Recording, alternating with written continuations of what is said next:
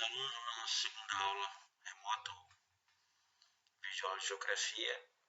O conteúdo de hoje está nas páginas de 9 a 14. O tema da aula é regionalização ou divisão do mundo. Na página 11, há 5 questões da página 15, a questão de 15 a 19. Vocês salvarão em PDF e enviarão para o meu e-mail até a próxima aula, até a próxima quarta, dia 27, até as 22 horas. Página 11, de 15 a 19. Ok? Então, esse é o exercício que eu estou passando hoje, de acordo com essa aula de hoje que vocês estão assistindo.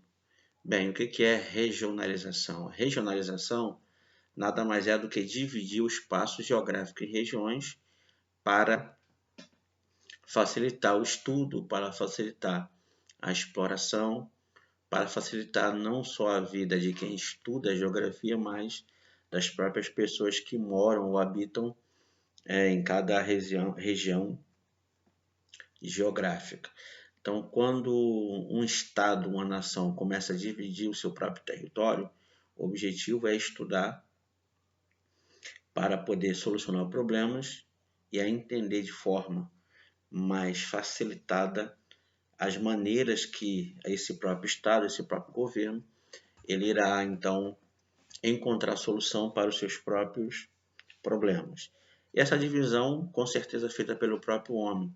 Algumas vezes as divisões são em função de satisfazer apenas desejos de alguns líderes, de alguns poderes, como, por exemplo, quando a gente em história, e a gente já falou em sala de aula sobre as grandes navegações, que iniciou lá por volta do século XI em diante com Portugal e Espanha, o que esses dois países da Europa queriam com a exploração de novos mundos?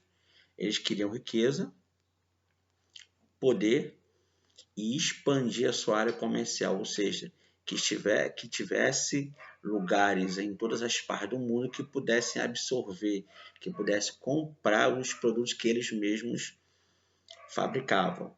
E a partir daí, então, surgiu uma divisão entre colônia e metrópole, o chamado também colonialismo, que é um sistema político econômico que visa a exploração de países mais pobres, mais frágeis, um país mais rico, como foi no caso da Espanha e de Portugal no passado. Eles então começaram a viajar mar afora pelo mundo, circular o mundo todo, a fim de estabelecer essa relação de colônia e metrópole, de colocar em prática esse sistema político-econômico que é justamente chamado colonialismo. Então, eles buscavam um beneficiamento econômico, expandir as suas áreas. Só que o resultado foi, nessa divisão, uma divisão social e, ao mesmo tempo, o surgimento das desigualdades. Porque até hoje, e em função disso, o mundo aí é dividido entre países desenvolvidos, subdesenvolvidos, países pobres, países ricos. E nós temos na história o próprio Brasil, que no passado foi colônia da metrópole chamada Portugal. Então os portugueses chegaram, dizimaram muitos índios, exploraram a terra e depois vendiam seus produtos para o próprio país, até que, de acordo com seus muitos processos, o Brasil chegou lá em 15 de novembro de 1889, segundo a história, através do Marechal Deodoro da Fonseca, proclamou o Brasil uma república, a República Federativa do Brasil. E aí a história começou então a mudar.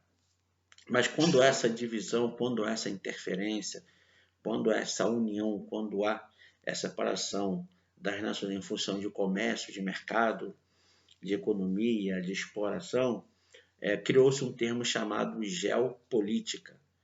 Seria o geo de geografia com a política, que nada mais é do que um conhecimento multidisciplinar que tem como objetivo estudar a relação da geografia com os processos políticos. Então, a geografia e a política, elas se uniram. A partir daí surgiu essa ciência chamada geopolítica, que ela vai e estudar todo o processo político que vai englobar, o que vai, que tem uma relação direta com a geografia. Ela é multidisciplinar porque ela não envolve apenas a geografia, a política, os direitos humanos e uma série de outras disciplinas que estão juntos aí, que andam junto com a geopolítica. Tem também a geoeconomia, né? Que é quando a economia de um país ou de uma nação ou de um continente vai interferir na sua geografia, a gente sabe que interfere. Por exemplo de geopolítica, a queda do Muro de Berlim em 1989. A Alemanha, a gente já viu isso em história, só lembrando, era dividida entre oriental e ocidental por questões políticas, e depois que houve a unificação, eles derrubaram o muro e houve a unificação. Após a Segunda Guerra Mundial, a geopolítica mudou. Países que existiam não existem mais, blocos econômicos foram criados e tantas outras mudanças. Então, isso chama-se geopolítica. A política, ou o processo político, influenciou a geografia de alguns países. Países como que na década de 80 até mais ou menos 90, um pouco mais de 90, como a Iugoslávia, aquela na Europa, que existia, não existe mais. A ex-União Soviética se transformou em 15 nações que recebeu o nome de Comunidade dos Estados Independentes. Depois deixou de existir e surgiu a atual Rússia. Tudo isso é geopolítica e ao mesmo tempo de geoeconomia, porque foi a economia desses países que mudaram, houve crises, líderes ditadores foram mortos ou se mataram, líderes foram depostos ou abdicaram da sua autoridade. Então, tudo isso construiu esse cenário novo. E se a gente pegar o globo terrestre, no meio passa ali a chamada linha do Equador, e geralmente os países que estão acima ou do norte, eles são ricos, e os países como o Brasil, que está abaixo dessa linha, América do Sul, América Latina, eles são pobres. É uma outra divisão que esse colonialismo lá do passado, que teve início com Portugal e Espanha, gerou de uma forma assim tão grande que até hoje o mundo continua dividido dessa maneira. E, no meu entendimento, enquanto houver vida, o mundo será sempre essa divisão entre norte e sul, ricos em cima, pobres embaixo, né? Desenvolvidos em cima, subdesenvolvidos embaixo. Países de primeiro mundo em cima e o Brasil aqui, como tantos outros, é classificado como país de terceiro mundo. E quando a gente olha as características dos países do primeiro mundo, são totalmente contrárias ou opostas às dos países do terceiro mundo. Então, um exemplo é tantos outros que a gente poderia trazer hoje. País de primeiro mundo, país rico, ele tem uma educação muito boa, uma educação quase que perfeita, porque não existe perfeição no mundo. Os países como o Brasil, de terceiro mundo e subdesenvolvido, sempre apresentaram dificuldades na área da educação. A falta de investimento, falta de valorização do professor, falta de valorização dos próprios alunos, estrutura física das escolas que não atendem à necessidade, e a gente poderia levantar muitos e muitos aqui exemplos. Mas se você vai aos Estados Unidos, por exemplo, se você vai a países europeus como Inglaterra, Alemanha, França, o nível de educação é diferente. E claro, tem alguns países asiáticos, mas que também têm um bom sistema de educação, como o Japão, né, que é lá na Ásia. O Japão é um conjunto de ilhas lá no Oceano Pacífico, mas tem uma das melhores tem uma das melhores educação do mundo. Por quê? Porque há investimento, a seriedade, né? E há tantas outras características. Coisa que aqui no Brasil, terceiro mundo, países da América Latina em geral, alguns são pobres ao ponto de não ter dinheiro mesmo para investir, outros como o Brasil tem, mas a corrupção acaba impedindo, né, que isso seja levado à frente. E quando isso não ocorre, quem sofre é a sociedade. Um país que não tem uma educação forte vai refletir no nível de violência, de famílias desestruturadas, né? E uma série de outras questões. E, basicamente, os países desenvolvidos e ricos, eles adotaram a chamada ideologia capitalista, que começou lá com a Revolução Industrial lá na Inglaterra, século XVIII, XIX.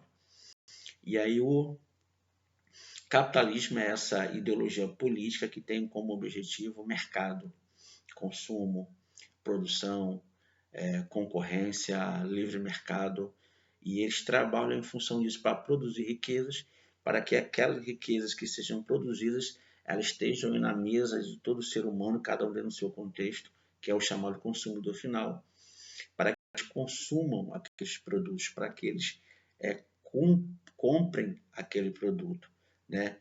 Não necessariamente é um produto físico, como um aparelho celular, mas pode ser a ida a um cinema, a um shopping, ao parque. Isso faz parte do capitalismo. Eles estão consumindo, eles estão gastando. E esse dinheiro é investido na sociedade e, teoricamente, pelo menos naquelas que são sérias como o país do primeiro mundo, retorna para a população em forma de educação, de saúde, de investimentos e de ajudar aqueles que não têm emprego, não têm renda e coisas desse tipo. Então, o mundo também pode se dividir entre um lado socialista, China, Coreia do Norte, Cuba, né? E do outro lado, os Estados Unidos, a Europa Ocidental, quase que todo o Brasil, embora esteja aqui na América do Sul, é um país capitalista industrializado, mas ao mesmo tempo é subdesenvolvido de terceiro mundo. Então o capitalismo chegou aí após a Segunda Guerra Mundial, se fixou, se firmou como a ideologia política dominante, por exemplo. E um caso curioso é a China. A China sempre foi comunista ou socialista, mas de alguns anos para cá, nós podemos dizer que ela abriu o seu mercado, né? É um país socialista com a chamada economia de mercado aberta, onde ela compra, onde ela vende, onde ela produz. E por isso que a China a cada dia está enriquecendo, porque o regime dela socialista é muito radical, porém a economia dela é uma economia capitalista, é uma economia aberta de mercado, ou seja, ela usa também o capitalismo como ferramenta, mas usa somente para o Estado em si.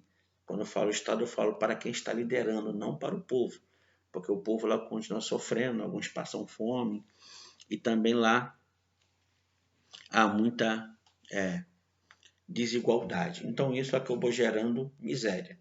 E a pergunta que se faz é: a miséria é uma questão ideológica? Ou a miséria realmente é porque falta produto, falta riqueza, falta trabalho, falta tantas outras questões para o povo? Então eu quero encerrar essa aula de hoje com essa pergunta: a miséria é uma questão ideológica? Então você vai pensar e depois você vai me mandar essa resposta. Então lembrando, página 11, números de 15 até o 19, vocês salvarão o arquivo em PDF, enviarão para o meu e-mail silvaglaviston@gmail.com até a próxima quarta, dia 27 de maio, até às 22 horas. Mas não esqueçam, além de os exercícios de 15 e 19 que estão na página 11, vocês também responderão, bota aí como exercício 14 ou 20, não importa, e responda a pergunta: a miséria é uma questão ideológica?